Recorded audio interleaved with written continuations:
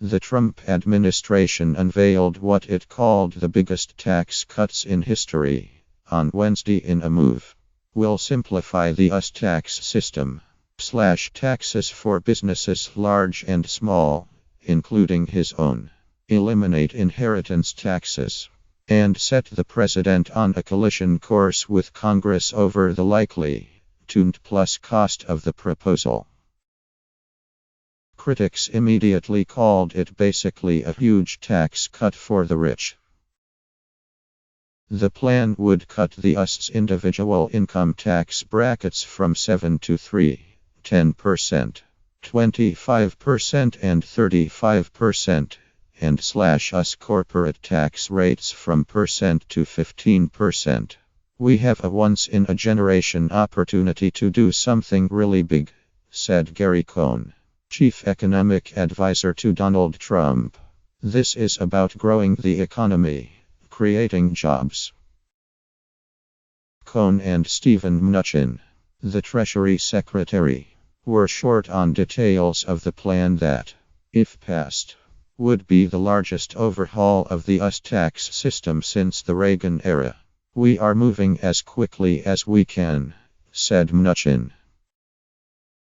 The announcement comes amid a continuing row over Trump's own taxes, with members of his own party asking for him to release his returns.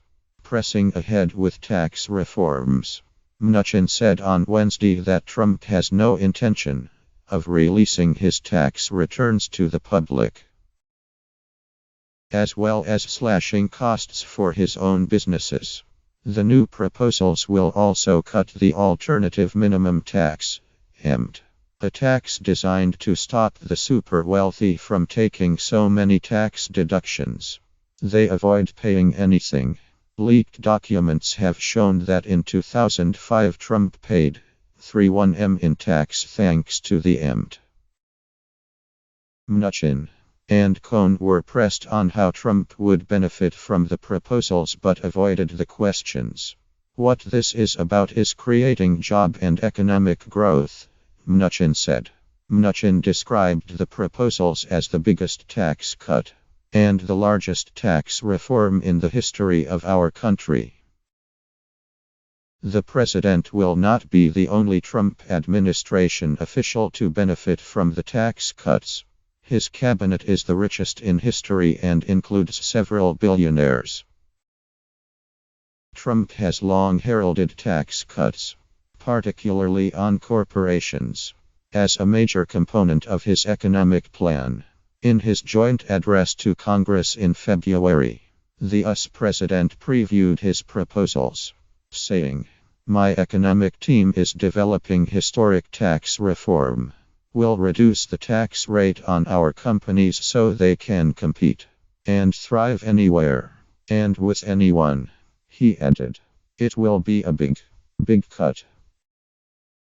But on the campaign trail he also consistently pledged to cut the US's 1.9 deficit, big league, and very quickly. A 20 percentage point cut to corporate tax rates alone would add $2 to the national debt, according to nonpartisan pressure group Americans for Tax Fairness. Frank Clemente, executive director, called the proposal a reckless plan for massive tax giveaways to corporations, the wealthy, and his own family, in return for adding trillions of dollars to the national debt. So, how would Trump's White House make up the shortfall? By drastic cuts to essential services and lowering the standard of living for regular American families. Unacceptable, said Clemente. The White House line, "Tax cuts will pay for themselves," is a lie, has been debunked repeatedly, including by the Conservative Tax Foundation. We will fight this tax plan tooth and nail, and we'll be joined by Americans of all political stripes in doing so. The plan faces significant obstacles because of the need for Democratic support and reconciliation. Rules place strict limits on any tax cuts, result in increases to the deficit. The Senate Majority Leader, Mitch McConnell, indicated on Tuesday that Republicans would have to use the reconciliation process, which requires tax cuts to be balanced out with spending cuts.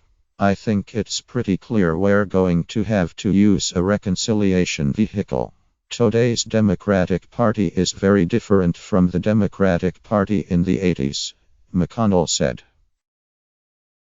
One notable tax missing from Wednesday's briefing was the border adjustability tax, a proposal to tax goods imported into and sold in the United States championed by the Republican House Speaker, Paul Ryan. The tax was supposed to serve as a means to offset any loss in revenue from corporate tax cuts but ran into opposition from major corporate interests including retailers and automobile manufacturers. The plans have split experts. Hunter Blair, budget analyst at the left-leaning Economic Policy Institute, said the proposals were basically a huge tax cut for the rich. According to the Treasury, 43% of corporate tax is paid for by the top 1%. We have tried this supply-side economics before. Trickle-down just doesn't work, he said. Chris Edwards, Director of Tax Policy Studies at the Libertarian Cato Institute, said cuts in corporate tax rates in the UK and Canada had not led to lost revenues. There is a huge amount of tax avoidance right now and a huge effort to park overseas. That money would come back if rates fell, he said.